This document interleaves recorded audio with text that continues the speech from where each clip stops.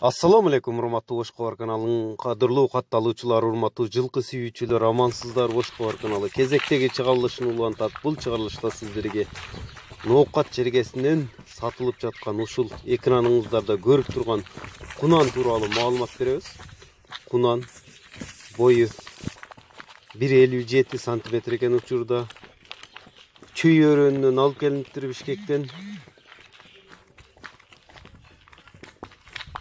Görüңүздөр, көн заводтун өзүнөн алып келдик дейт. Мындай тамгалар басылыптыр.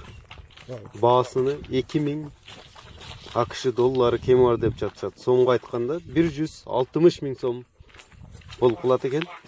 Кунан жаккан болсо эгерде 996 551 133 334 номерине кайрылыңыздар. Учурда Ноокат районунун Кыргыз Ата айыл өкмөтүнө турат экен.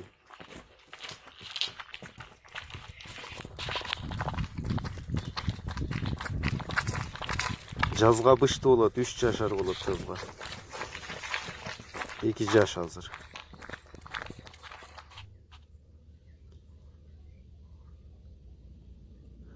Класс басып, бөлүшүп коюуну унутпаңыздар. Эскерте кетебиз. Бизге WhatsApp'тан жиберишти. WhatsApp аркылуу тартып жиберишти, биз чыгарып жатабыз.